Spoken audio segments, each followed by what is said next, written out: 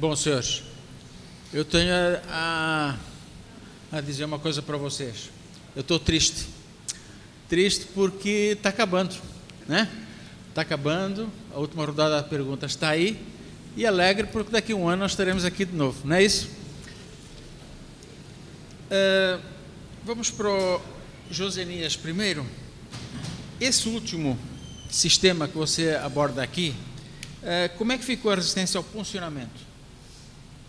Perfeito, boa, ótima pergunta.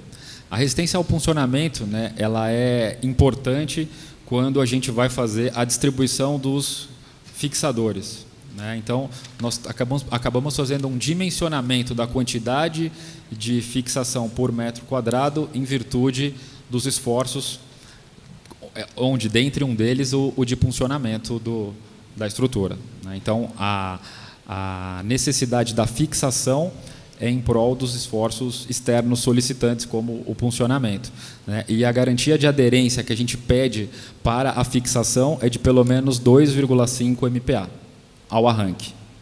Essa é a resistência. No caso do 2098, você, na foto lá tinha uma meia cana que eu não identifiquei que produto era. Nesse último exemplo? Não, no anterior, 2098. Você fez o primer, a impermeabilização... perfeito. Existia uma meia cana que ela é feita geralmente com um material epoxídico, epóxi com areia. Tá? Falando em primer, esse teu primer é a base epóxi ou PU? Lá na MC sempre os primers são base epóxi, sempre epóxi. Lá a gente não trabalha com primer PU, mas é simplesmente por uma opção da empresa. E resiste a água, no caso, quando você tem umidade? Nos primers, né, o primer é um ponto importante, aí nós estamos concorrendo agora. O carinha voltou. 541 mil visualizações. No caso dos primers, né, é só importante destacar que existem vários tipos de primer. Existem primer para as áreas secas, existem primers para as áreas úmidas, e hoje existem primers para áreas contaminadas.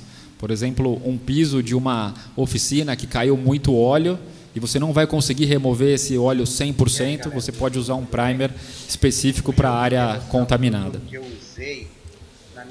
Base água ou solvente? Existem as duas opções, né? Mas hoje tudo está migrando para base água. E como é que fica a areia hidrorrepelente? Porque normalmente tudo que é hidrorrepelente ele não se assume, não se liga com a água. Perfeito, ótimo, boa pergunta. No primer base água, né, a evaporação da água ela ocorre nas primeiras 2 horas, né, e a aspersão da areia ela vem um pouco depois da evaporação da água. Então tá bom. Josué, você abordou aqui que não tem norma de epóxi, mas também não é necessário. Mas, por outro lado, o Sidney Menezes, ele falou que há necessidade realmente de um profissional trabalhar com norma, produto normalizado. Sim, então... Pera. E numa dessas aí, o Jorge e o da Jumbo, né? Renato, já estão compondo para nós fazermos um texto base. Então você já está convocado para esse texto base, ok? Eu discordo de fazer norma para uma base química, porque as coisas vão mudando, né? E a gente escreveu a norma de poliuretano em 2006, né? E de lá para cá, quanta coisa já não mudou, quantos produtos novos não entraram no mercado, e que ela ficou obsoleta, né? E para você revisar demora muito, né? A minha ideia, a minha proposta, que seria fazer uma norma para revestimentos impermeabilizantes com resistência ao tráfego. E é que você colocaria parâmetros de resistência à abrasão, intemperismo, resistência ao atrito, resistência mecânica, enfim, o que você imaginar. E aí os fabricantes poderiam fazer produtos que atendessem essa norma, independente da base química, entendeu? Então é isso que no meu ponto de vista hoje seria a melhor proposta, né? Mas vamos discutir, né? A gente tem que chegar num acordo, né? Não é só a opinião de um que vale, é o consenso que vai decidir o que é melhor, né? E também abordando o desempenho. Abordando esse assunto, eu acho que realmente já é uma tendência que a gente se preocupe muito mais com o desempenho, né, do produto ou do sistema do que propriamente com a formulação, né, e composição. Então, assim, a norma visar realmente o desempenho, eu acho que a gente teria um pouco mais de longevidade da norma. Exatamente, porque aí você fica livre para formular com o que tem disponível no mercado também, né? Que a gente como químicos, a gente formula o que tem disponível para atender a necessidade, né? Nem sempre o que está disponível hoje é o que vai ter amanhã. Então, esse que é o meu pensamento. A ABNT está solicitando duas coisas para todos os comitês. Um deles é trabalhar com desempenho, é pensar nessa linha, e um outro que haja uma votação por consenso. Então, ou seja, é o consenso que deverá definir. Roberto Saldanha para o Vicente. Como foi resolvido o problema da drenagem no piso do Museu da Língua Portuguesa? Opa! E regularização com aumento de carga. Exemplo. Tá. Bom, a drenagem lá foi feito através de umas canaletas laterais que eu acabei não mostrando, né? Foi criado isso naquele momento da obra, porque originalmente não existia. Então, lá, você imagina que lá você não tinha ralo, você não tinha absolutamente nada, porque era um andar, vamos dizer, administrativo, né? Onde funcionava exatamente o museu. Tirando, como eu falei, um banheirinho, alguma coisa assim. Então, eles fizeram lá alguns dutos laterais. É uma pena realmente eu não ter fotografado para mostrar esses detalhes. É que aí a coisa também ia ficar muito alongada. Mas foi feito alguma coisa específica para a obra, saindo jogando na tubulação de prumada da fachada. Aproveitando você... Tem uma outra pergunta também, né? Não, referente à regularização. Não houve regularização, tá? Eles consideraram que o caimento já estava adequado. Exatamente. Acabou empossando? Não. Quando você faz o sistema, no caso, nessa obra em específico, onde você faz o sistema rígido, o flexível e depois o rígido, no trabalho da estrutura, o rígido trincou, apareceu flexível, exposto. Nessa fissura, e tem algum problema de agressividade do raio do solo ou não? Não há problema nenhum, porque você está se referindo ao superior, né? Ao superior. Ambos são resistentes, tanto o rígido quanto o elástico. Então, rompe o rígido, aquelas gretas que vão se formar, que então o raio vai bater diretamente no flexível, dá igual, tá? Não tem problema nenhum. Eu volto mais uma vez ao cimento da obra. Ok.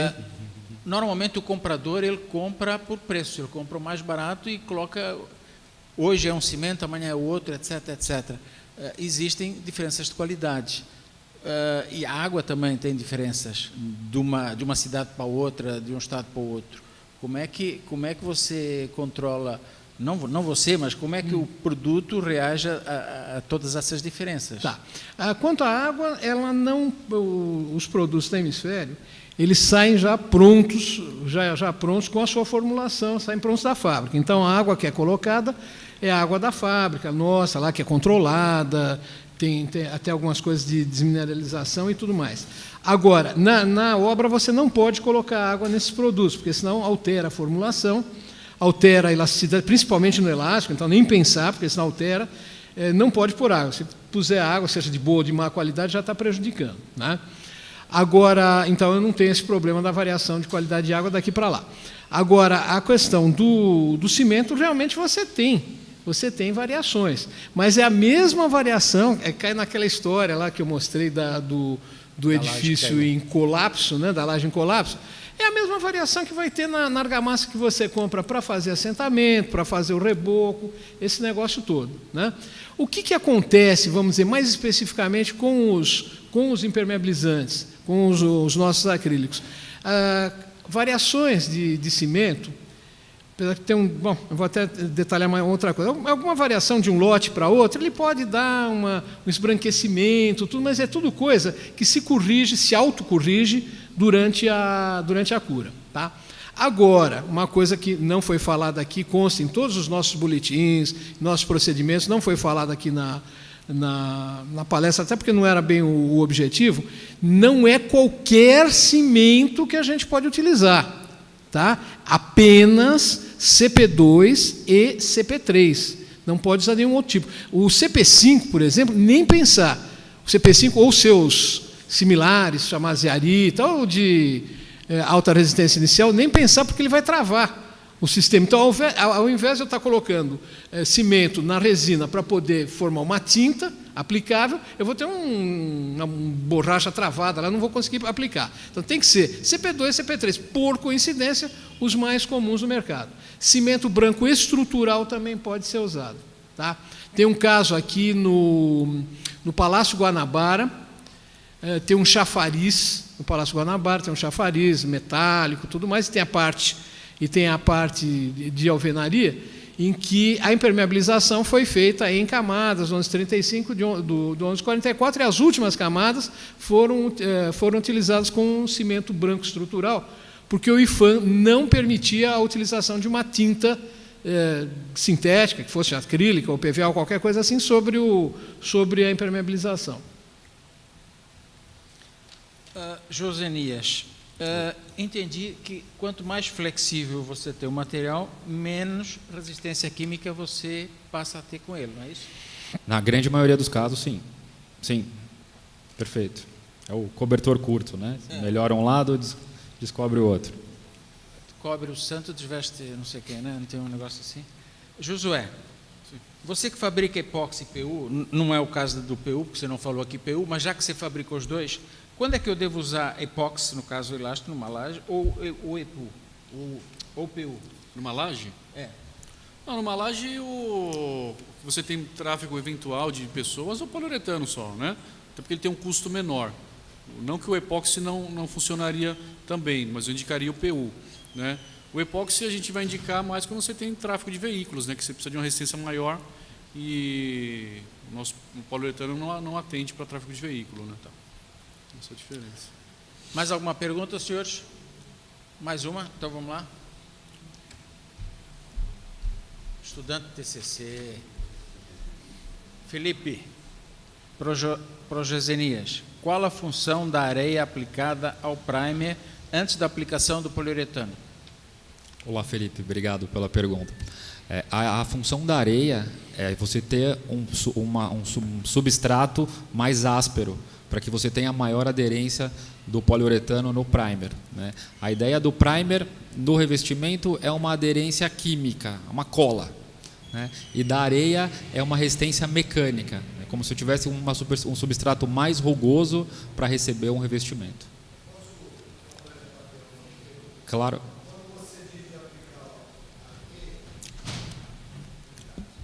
Quando você fala de aplicar areia, você está falando em aplica-se o primer, imediatamente em seguida aplica-se a areia e ela vai aderir só pelo peso próprio, pela aspersão. É isso, não precisa uma segunda demão do primer, não. Perfeito. Você aplica o primer, espera uma meia hora para ele ter aquela evaporação da água ou do solvente, né? E aí se faz a aspersão da areia e ela só com o peso próprio ela vai ficar na superfície e vai criar aquela superfície rugosa. Ok, obrigado. Isso, de nada. Bom, senhores, não havendo... O Jorge Thomas. Thomas? Vamos lá.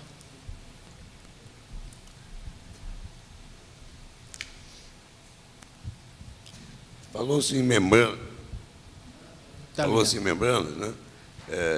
Então, eu queria saber qual é o comportamento das membranas perante o intemperismo. De que forma, tá certo, os raios ultravioletas e tal, eles agem tanto no epóxi como no poliuretano. A pergunta é válida para os dois, para o Josenildo e para o Josué. Quer começar? Quais são as restrições? Sim, o epóxi,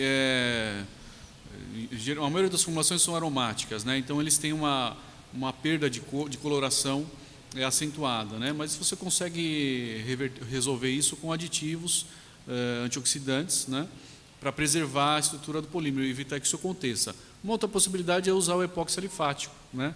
Mesmo o epóxi alifático você precisa de aditivos também, né? Então o segredo é o aditivo que você usa para conseguir conter a degradação da intempérie. Na verdade, a degradação da intempérie não é só a cor, né?